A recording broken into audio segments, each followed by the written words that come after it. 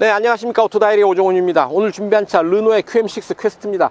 중형 SUV QM6를 2인승 밴으로 만들어 놓았습니다. 그래서 기존의 LPG 엔진 파워트레인은 그대로 둔 채요, 뒷공간을 화물 적재 공간으로 만들어서 2인승 밴으로 이 차를 구성하고 있다는 얘기죠. 그래서 중형 SUV를 좀 더 여러가지 용도로 사용할 수 있도록 방향성을 제시하는, 이를테면 캠핑카로, 화물 운반용으로, 혹은 사진작가의 출사용 작업용 차량으로 다양한 용도로 사용할 수 있도록 뒷공간을 열어놓은 그런 차로 보입니다.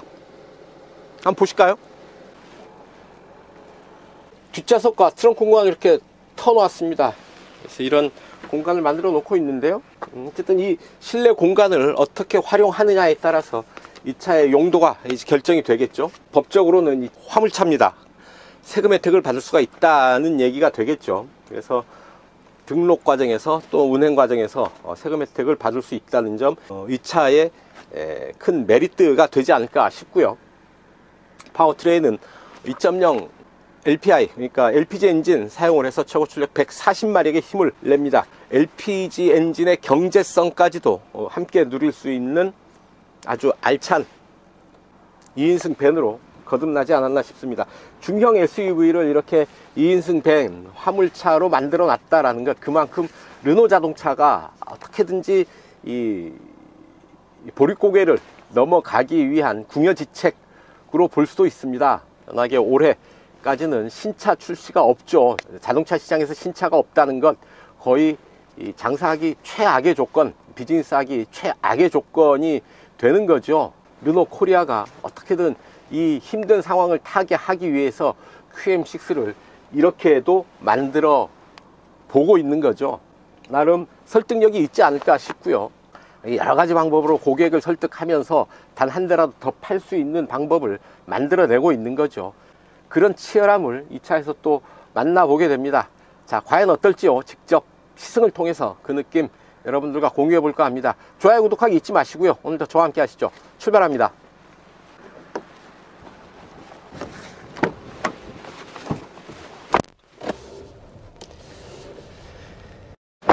QM6에는 가솔린 엔진과 LPG 엔진이 있습니다. LPG 엔진에 이제 퀘스트 모델을 적용을 한 겁니다. 운전석 1열 2석을 빼고 뒷좌석과 화물칸을 묶어서 밴으로 구성한 건데요. 일단 디자인은 기존의 QM6 디자인과 큰 차이가 없죠. 다만 신형으로 변하면서 라디에이터 그릴 디자인이 좀 바뀌었죠. 앞범퍼와 앞뒤 스키드 부분에 새로운 디자인이 반영이 되었습니다. 뒷범퍼에 최대 적재량 300kg라는 표시를 제외하면 QM6와 QM6 퀘스트의 디자인은 동일합니다. 운전석 한번 보시죠. 자, 이렇게 생겼습니다. 아주 단정하고 검소하죠. 특이한 거는 이 디지털 룸미러가 들어와 있습니다. 화물칸에 짐을 싣게 되면 이 거울을 통해서는 후방 시야를 확보하는 데 제한이 크게 되죠. 그래서 뒷부분에 있는 카메라를 통해서 후방 시야를 확보하게 되는 겁니다. 이렇게 카메라 각도 조절이 되고요. 화면 밝기, 소리, 플리커, LCD 플리커, 깜빡임, 뭐 이런 부분들 이렇게 설정을 해서 사용을 할 수가 있겠습니다. 라디오, 이렇게 미디어 설정을 할 수가 있고요. 블루투스 연결이 가능합니다. USB 포트 2.0이 적용되어 있는데요, 이 부분은 스마트폰 충전용이고요. 안드로이드 오토 기능은 따로 적용이 되어 있지 않다는 점 말씀을 드립니다. 내비게이션을 기본으로 내장하고 있고 블루투스로 스마트폰과 연결할 수 있어서 가장 기본적인 인포테인먼트 시스템을 확보하고 있다라는 얘기입니다. 2단계로 통풍 시트, 2단계로 열선 시트, 운전석과 조수석 다 적용을 할 수가 있겠습니다. 스티어링 휠 보시면 하나, 둘, 셋, 정확하게 3회전 하죠. 3회전 하는 락트락 조향비로 차체 길이 4675mm의 이 덩치를 조절을 한다라는 얘기입니다. 3회전이면 딱 좋은 락트락 조향비 아닌가 싶습니다. 스티어링을 아래쪽을 살짝 깎은 듯 만 듯 약간 D컷 흉내를 내놨어요. 굳이 D컷이 아니어도 좋겠지만 나름 또 그런 흔적을 남겨 놓았고요. 계기판 보시면 이런 정보들 올려서 볼 수가 있겠습니다. 왼쪽 아래로 버튼들이 있네요. 스티어링 휠 열선 버튼 들어와 있고요. 풋브레이크입니다. 사이드 브레이크는 풋브레이크 방식으로 왼쪽으로 들어와 있습니다. 크루즈 컨트롤이 들어와 있는데 버튼이 이렇게 두 군데로 나뉘어져 있습니다. 변속 레버 아래쪽에 버튼을 누르면 크루즈 컨트롤 작동이 되고요. 여기에 버튼을 통해서 속도를 정하게 됩니다. 정지 상태에서는 속도 지정이 안 되고요. 움직이는 속도에서 속도를 설정을 할 수가 있겠죠. 이 부분은 스피드 리미터입니다. 그 속도 제한을 걸어 놓을 수 있는데, 하지만 주행하다가 가속 페달을 더 밟으면, 킥다운을 걸면 속도 제한은 해제가 되니까요. 센터페이셜 모니터를 통해서는 터치 스크린이 되죠. DMB 오디오 설정해서 볼 수가 있겠고, 내비게이션은 아이나비가 들어오죠. 주행 보조 시스템, 후방 주차 가이드라인 표시할 수가 있고, 후측방 경고 사용할 수가 있고, 전화 미디어 이렇게 연결을 할 수도 있고요. 블루투스 연결을 할 수도 있습니다. 그 밑으로 자주 사용하는 버튼들 꺼내놨죠. 트립, 내비, DMB, 전원, 라디오, 미디어, 전화 되어 있고, 자, 그리고 공조장치 조작 버튼, 비상등, 락 버튼 들어와 있습니다. 변속 레버, 무단 변속기를 사용하고 있죠. D 상태에서 변속 레버 왼쪽으로 밀면 수동 변속이 가능하고요. 밑으로는 크루즈 컨트롤과 스피드 리미터 버튼이 들어와 있습니다. 주행 모드를 선택할 수 있는 버튼은 에코 버튼이 하나 있죠. 에코 버튼과 에코 버튼 해제했을 때 노말 모드, 이렇게 에코와 노말 모드 두 개 정도 있다라고 보면 되겠습니다. 그리고 이 부분은 12V 전원구, 그리고 USB 2.0 들어와 있고요. 넓은 콘솔 박스가 안에 준비되어 있습니다. 자, 뒷부분은 화물 칸과는 이렇게 격벽으로 막혀 있죠. 운전석 시트는 뒤로 각도 최대한 조절하면 여기까지 조절이 되고요. 이보다 더 뒤로 넘길 수는 없다라는 얘기죠. 그래도 이 부분 손잡이처럼 사용할 수 있어서 험로를 갈 때는, 길이 상태가 안 좋은 곳을 갈 때는 이런 부분들 손잡이로 좀 활용할 수 있지 않을까 싶습니다. 자, 운전석 실내 공간 이게 전부죠. 화물칸은 300kg까지 적재가 가능하고요. 이 공간은 1413리터로 공간을 확보하고 있습니다. 그리고 뒷좌석 공간 잠깐 보고 가시죠. 뒤로 갑니다. 최대 적재량 300kg 이라고 표시가 되어 있죠. 화물차라는 표시입니다. 자, 들어오면 이런 공간 만나게 됩니다. 옆으로 이 쇠창살이 들어와 있죠. 근데 이 높이가 너무 낮습니다. 바닥 공간을 활용할 수가 있겠죠. 이 아래 공간을 활용할 수 있도록 만들면 더 좋지 않을까 싶습니다. 자, 제가 올라가 앉아 보면 바닥에 이렇게 앉아 보는데요, 아무래도 머리 윗 공간이 부족하죠. 몸을 제대로 세워서 앉기에는 좀 좁은 공간입니다. 문을 닫아서 누우면 이렇게 충분히 누울 수 있네요. 완전히 누워서 이렇게 편안하게 누울 수 있겠습니다. 그래서 이 화물차 뒷공간에 짐을 얼만큼 싣느냐에 따라서 차의 주행 성능이 달라지게 되죠. 이제 오늘 시승하는 동안 저는 혼자 타서 약간 차가 가볍다라는 느낌을 받게 되는데요. 그게 당연한 것이, 처음에 좀 그렇게 가벼워야 나중에 짐을 실을 때 적당한 정도의 무게감 갖출 수 있을 테고요. 또한 이렇게 화물을 적재했을 경우에는 차의 운전하는 방식이 많이 달라져야 되죠. 우리가 일반 승용차를 타면서, 스포츠카를 타면서 움직이듯이 아주 급가속, 급제동을 하는 게 짐을 싣고 다니는 차에는 금기사항입니다. 그러면 큰일 납니다. 짐을 싣게 되면 제동거리가 훨씬 더 길어지게 되고요. 그래서 안전거리 확보를 좀 더 잘 해야 되고, 멀리까지 시야 확보를 해서 미리 속도를 줄이고 천천히 가속을 하고 좀 더 차분하게 천천히 운전하는 그런 운전 자세가 필요합니다.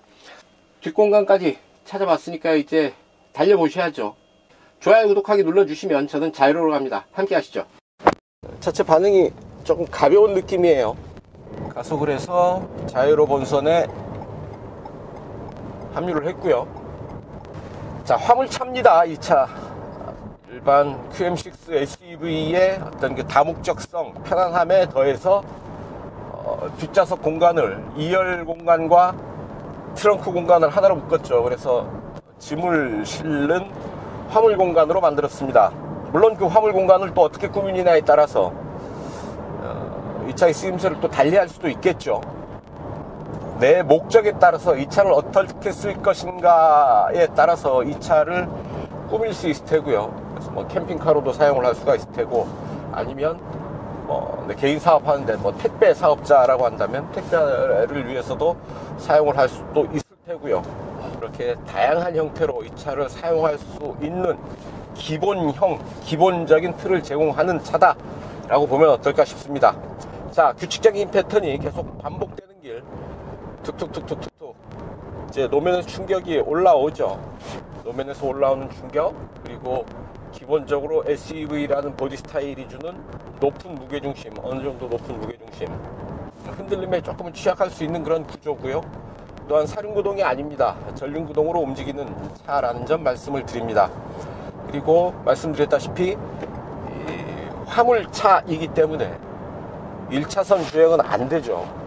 도로상에서 승용차가 누리는 것만큼의 혜택은 누리지 못하지만 대신에 세제 혜택을 받죠. 연간 자동차세가 승용차에 비하면 훨씬 싸고요. 비용 부담 없이 누릴 수 있는 밴형 SUV다, SUV 밴이다 라고 보면 어떨까 싶습니다. LPG 엔진입니다. 직렬 4기통 LPI 엔진 적용하고 있고요. 그래서 최고 출력 140마력의 힘을 내죠. 룸미러를 통해서 후방 시야를 보게 되는데, 뒷부분이 화물칸이어서 짐을 실었을 경우에는 거울을 통해서는 후방 시야를 확인하기가 어렵겠죠. 그래서 리어 게이트에 있는 카메라를 통해서 후방 시야를 확인을 하게 됩니다. 룸미러를 통한 후방 시야, 화면의 화질이 그렇게 썩 아주 고급은 아닙니다. 아주 깨끗하게 보이는 수준은 아니고요. 이 각도를 잘못 잡으면 반사가 심하고, 반사를 피할 수 있는 각도를 잡아주면 나름대로 선명한 화면 마주할 수가 있겠습니다. 자, 수동 변속을 할 수가 있죠. 직렬 4기통 LPI 엔진에 무단 변속기 적용하고 있고요. 변속 레버를 왼쪽으로 밀어서 수동 변속을 이용할 수도 있습니다. 어댑티브 크루즈 컨트롤이 아니고 그냥 크루즈 컨트롤입니다.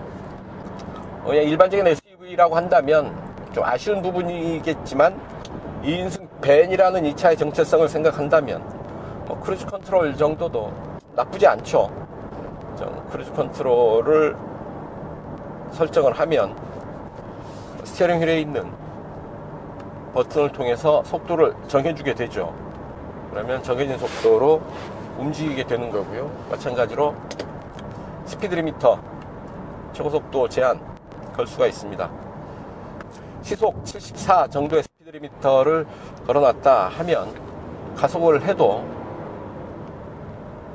74 이상 올라가지가 않습니다. 지금 계속 가속 페달을 밟고 있는데요. 더 이상 올라가지가 않죠. 물론 이 상황에서도 킥다운 한 번 더 꾹 밟으면 스피드 리미터를 무시하고 속도를 더 높게 가져갑니다. 차선 이탈 방지 장치는 없고요. 운전자가 직접 모든 걸 책임져야 된다라는 마음으로 해야 될 테고요. 시멘트 도로 넘어가고 있는데 밑에서 어느 정도 잔잔한 소리 올라오고 있죠. 90km 전후의 속도인데 역시 아스팔트 도로, 조금 거친 아스팔트 도로인데 자글자글 바깥에서 실내로 소음이 파고들고 있죠. 정숙한 수준의 실내는 아니다 라는 얘기고요. 그런 부분들이 당연히 이 차의 정체성과 연결되어 있죠. 2인승 밴이다, 화물을 싣고 움직여야 되는 2인승 밴이다 라는 이 차의 정체성과 연결되어 있습니다. 하지만 또 생각을 바꿔서 내가 이 차 다시 어떻게 꾸밀까를 고민하는 분들에게는 기본형인 지금 상태가 충분히 매력적인 차일 수 있다라는 얘기죠. 자, 쭉 가속 페달을 깊게 밟아보면 엔진 소리가 좀 강하게 올라오죠. 자, 시속 100에서 RPM 1800에서 2000 정도 마크를 하고 있네요. 수동 변속 하게 되면 4단, 3단까지 떨어지네요. 3단에서 4,600 정도 마크를 합니다. 주행 모드는 에코 모드가 있습니다. 에코 모드 하나 있고요.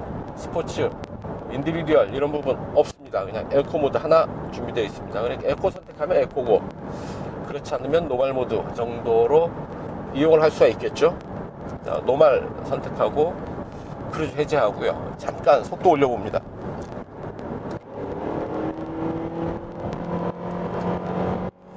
힘을 좀 써보는데요. 아무래도 엔진 사운드가 그렇게 경쾌하진 않죠. 잘 만져진 소리는 아니다 라는 얘기고요. 빠른 속도까지 충분히 속도를 잘 올려주고 있고요. 노면의 굴곡 충격을 받으면서 약간 출렁이는 흔들리는 그런 차체의 느낌 받을 수 있겠습니다. 계속 말씀드리지만 이 차의 정체성을 잃어버리면 안 됩니다. 2인승 벤이라는 이 차의 정체성을 잃어버리면 안 됩니다. 사실은 이렇게 빨리 달릴 일이 거의 없을 테고요. 빨리 달리는 것을 권장하지도 않죠. 300kg까지 짐을 실을 수 있는데요. 300kg의 짐을 싣고 달리는 화물차로 이 차를 일단 생각을 해야 되겠죠. 지금 상태에서 좀 가볍게 좀 가볍다, 좀 튄다, 뭐 이런 느낌을 받을 수 있겠지만, 얼마만큼의 짐을 싣느냐에 따라서 차체의 반응은, 흔들림의 반응, 어떤 그 승차감, 라이드 앤 핸들링의 반응은 또 달라질 겁니다. 특히 중요한 게 브레이크의 변화죠. 짐을 많이 실을수록 브레이크의 제동거리는 길어나고요. 브레이크의 반응은 좀 더뎌지게 됩니다. 이런 부분들을 감안을 해서 운전을 해야 된다, 차를 달아야 된다라는 얘기죠. 짐을 많이 실었으면 안전거리를 좀 더 확보를 하고 움직여야 된다라는 얘기입니다. 그래서 SUV나 승용차 같으면 강한 제동 한번 시도를 해볼 텐데요. 이 차에서 그런 강한 제동 시도하는 것은, 테스트하는 것은 큰 의미는 없지 않을까 싶습니다. 그래서 시속 100km에서의 제동, 그리고 시속 100km 가속 테스트는 오늘 생략하기로 하겠습니다. 하지 않겠습니다. 이 차에 큰 의미가 없는 그런 성능들이다 라는 얘기죠. 다만 참고적으로 살펴본다면 이 차의 공차 중량이 1550kg입니다. 그럼 140마력의 힘과 대비해보면 마력당 무게비 약 11kg 정도 될 테고요. 그러면 시속 100km 가속 시간 10초를 지나서 10초, 11초 내에 끊지 않을까 하는 생각이고, 여기 또 짐을 실는다면 그 짐을 어떻게 실느냐에 따라서 또 달라지겠죠. 제가 자주 말씀을 드립니다만, 자동차 자체의 MVH 수준보다 더 중요한 게 도로 상태다 라는 얘기죠. 지금 도로 상태 썩 좋지 않은 곳으로 올라서니까 소음이 좀 더 커지죠. 좀 더 좋은 상태 좋은 도로에 올라서니까 소음 수준이 확 떨어집니다. 더 조용해진다 라는 얘기죠. 자, 여러분들은 이 차, 만약에 이 차를 사게 된다 하면 어떻게 이 차를 꾸며서 타고 싶으신지요? 저는 뒷공간을 간단히 누워 잘 수 있는 정도의 공간으로 꾸며서 전국 일주나 한번 떠나보면 좋지 않을까 하는 생각이 듭니다. 자전거 타는 거 좋아하는 친구들은 뒤에 자전거 또 싣고 전국 유람 다니기에도 참 좋지 않을까 싶고요. 좀 더 내 입맛에 맞게 차를 꾸미고 다니면 어떨까 하는 생각 해보고요. 물론 이런 부분에 나는 충분히 만족한다, 더 이상 꾸미지 않고 이대로 나는 이 차를 누리고 싶다 해도 좋지 않을까 싶습니다. 자, 가속을 하게 되면 엔진 사운드가 있는 힘껏 힘을 만들어내는 그런 느낌인 거죠. 엔진 사운드, 엔진 소리로만 듣게 되면 그렇습니다. 하지만 충분히 속도를 높일 수 있어서 짐 실지 않고 오늘 저처럼 혼자만 혹은 옆에 친구 태우고 움직인다면 충분히 좀 또 스포티한 주행을 하는 것도 나쁘지는 않을 듯 합니다. 짐을 좀 더 많이 싣게 된다면 좀 더 차분하게, 안전하게, 그리고 앞차의 안전거리를 충분히 잡고 이제 운전하시라 라고 권해드리고 싶습니다. 속도 좀 끌어올리고요. 잠깐 코너링 좀 해보죠. 쭉 속도 고고고고고 속도 끌어올리고요. 제동, 턴. 앞바퀴 굴림에 차체 무게중심이 좀 더 높은 SUV이지만 좋습니다. 재미있습니다. 그래서 좀 더 다이나믹한 그런 맛을 전해주죠. 하지만 빈 차일 때, 짐이 없을 때 이렇게 운전하는 것이고요. 만약에 화물칸에 뭔가 짐이 실려 있다 라고 한다면 이렇게 운전해서는 안 되죠. 안 됩니다. 안전하게 차분하게 차를 주행을 해야 된다 라는 얘기죠. 그래서 이 차 얼마냐? SE, LE, RE 이렇게 3개 트림이 있습니다. SE가 2680만원서부터고요 RE는 3220만원입니다 2680만원에 QM6 탄다라고 한다면 상당히 매력이 있는 그런 제안이 되지 않을까 싶고요. 최고급 트림 3220만원짜리 RE를 선택하는 것도 참 좋은 선택이 되지 않을까 싶습니다. 혹시 경유차 가지고 계신 분들이라고 하면 경유차를 폐차하고 이 차를 구매하면 약 900만원 정도 정부 보조금 받을 수 있습니다. 그만큼 차값은 더 싸지는 셈이고요. 자, 르노 코리아 지금 한참 춘궁기죠. 보릿고개를 넘어가고 있습니다. 새 차가 나올 게 없죠. 이제 내년이나 되어야지 새 모델들이 출시될 예정인데요. 어떻게든 보릿고개를 버텨내야 한다는 절박한 의지를 이 차를 통해서 읽게 됩니다. 그렇다고 뭐 너무 안타깝게 볼 필요는 없을 테고요. 소비자 입장에서는 이런 상황에서 오히려 소비자들이 차를 살 때 좀 더 유리한 입장에 설 수도 있겠다라는 얘기죠. 2600만원대에서부터 이 차 가격이 시작되죠.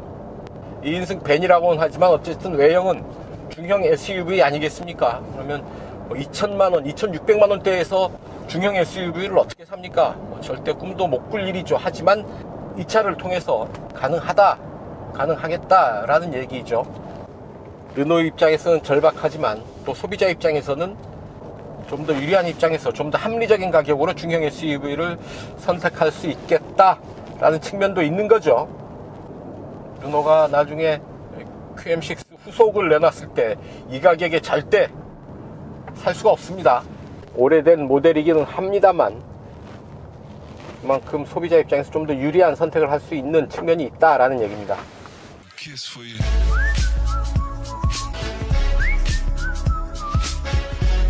자, 연비 테스트 하겠습니다. 이곳 파주 해일이 마을입니다. 서울 지하철 2호선 교대역까지 약 55km 움직이면서 이 차의 실주행 연비 측정해 보도록 하겠습니다. 공인복합 연비 리터당 8.7km로 인증을 받았습니다. 그렇게 썩 좋은 연비라고 할 수는 없지만 LPG죠. LPG 연료를 사용하는 만큼 연료비가 싸니까 경제적으로 이 차를 운영할 수가 있다라고 봐야 될 텐데요. 에어컨 끄고 가고요. 중간에 또 더워지면 에어컨 틀기로 하겠습니다. 주행 모드는 에코 있죠. 에코를 선택을 하고 평균 연비, 자, 평균 연비 세팅 다시 하고요. 이제 출발합니다. 네, 자유로 따라서 달려왔고요. 이제 행주대교 방향으로 빠져나가는 지점입니다. 행주대교 북단 이곳까지 달려온 연비 리터당 14.5km 기록하고 있습니다. 네, 올림픽대로 따라서 달려왔습니다. 이제 동작대교 남단인데요. 이수교차로 방향으로 빠져나가는 지점입니다. 이곳까지 달려온 연비 리터당 14.5 기록하고 있습니다. 이곳에서 올림픽대로 빠져나가서 약 5km 도심주행 이어서 달려갑니다.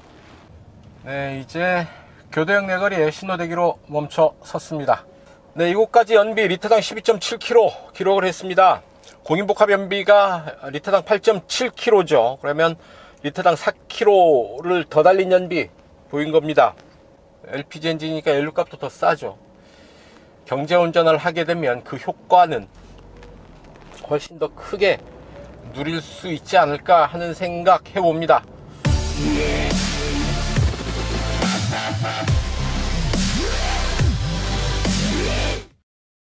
단도직입입니다. 이 차 QM6 퀘스트 타면서 느꼈던 사소한 불편함 아쉬움 몇 가지 말씀드려 볼 텐데요. 먼저 운전석 시트입니다. 뒤로 완전히 젖을 수가 없죠. 이 화물 칸과의 격벽 때문에 시트는 최대한 이 정도밖에 뒤로 누일 수가 없습니다. 완전히 뒤로 젖을 수는 없다라는 얘기죠. 좀 아쉬움, 불편함이긴 한데 이 차의 차체 구조상 어쩔 수 없다라는 부분도 함께 말씀을 드리고요. 또 하나는 이 화물칸입니다. 화물칸 바닥 공간, 그 아랫 공간을 좀 더 활용할 수 있는 방법이 있지 않을까 하는 생각해 봅니다. 보면 바닥이 너무 높게 올라와 있다라는 얘기인데요. 그래서 들어가 앉아 보면 몸을 똑바로 펴서 앉기가 힘들 만큼 지붕이 낮게 내려와 있습니다. 바닥이 올라와서 지붕이 낮아진 건데요. 이 바닥 아래 공간 좀 더 활용할 수 있는 여지가 있죠. 지금 현재로서는 지금 바닥 아래 공간 완전히 버린 공간으로 포기해버린 공간이 되는 거죠. 굳이 그럴 필요 있을까? 좀 더 알차게 이 공간을 효율적으로 활용할 방법 궁리해 보면 나오지 않을까 하는 생각 해봅니다. 중형 SUV의 뜻밖의 변신, 바로 르노 QM6 퀘스트가 아닌가 싶습니다. 좀 더 고급스럽고 중후한 느낌을 지향하게 되는 중형 SUV를 2인승 밴으로 만들어 놓았습니다. 아주 뜻밖의 변신이라고 할 수가 있죠. 하지만 상당히 합리적으로 기능적으로 잘 만들어 놓은 그런 2인승 밴이라는 생각이 들고요. 워낙에 신차가 없는 르노 코리아가 올 한해 어떻게든 시장에서 버티면서 소비자들과의 관계를 이어가기 위해서 내놓은 묘수가 바로 QM6 퀘스트가 아닐까 싶습니다. QM6가 르노의 중심 모델이라고 한다면 여러가지 변형 모델을 통해서 한 대라도 더 팔기 위한 르노의 노력이 만들어낸 차다라고 볼 수가 있는 거죠. 2인승 밴, 결국은 화물을 싣고 이동하는 화물차로서의 기능을 할 수밖에 없는 거고요. 또한 하지만 그 화물칸을 어떻게 꾸미고 어떻게 활용하느냐에 따라서 또 한 번의 뜻밖의 변신을 할 수도 있는 거죠. 좀 더 고급스러운 럭셔리한 캠핑카의 모습으로 다시 만들어낼 수도 있는 거고요. 화물차의 용도에 맞게 화물을 싣고 움직이면서 달릴 수 있는 중형 SUV의 모습을 한 화물차로서 활용을 할 수도 있을 겁니다. 결국은 소비자가 이 차를 어떻게 활용하느냐에 달린 문제일 텐데요. 여러 가지 대안을 제시하고 있으면서 이 차의 활용 방법을 아주 다양하게 열어놓고 있는 게 아닌가 하는 생각 해보게 됩니다. 자, 2,600만원대에서부터 3,200만원대까지 적용되어 있는 판매 가격, 중형 SUV를 이 가격에 산다라고 생각을 한다면 참 매력적인 가격이 되겠죠. 거기에 이 차는 화물차로서 세제 혜택도 쏠쏠하게 받을 수 있습니다. 또한 디젤 차를 가지고 있다면 디젤 차를 폐차하면서 정부의 보조금 900만원도 받을 수 있으니까요. 의외로 싸게 저렴하게 이 차를 살 수 있는 방법들이 있지 않을까 하는 생각 해봅니다. 중형 SUV의 뜻밖의 변신, QM6 퀘스트의 선전을 기원하면서 오늘 시승 여기서 마칠까 합니다. 지금까지 저는 오토다이어리 오종훈이었고요. 여러분들 좋아요, 구독하기 눌러주시면 저는 이만 물러가겠습니다. 시청해주셔서 감사합니다.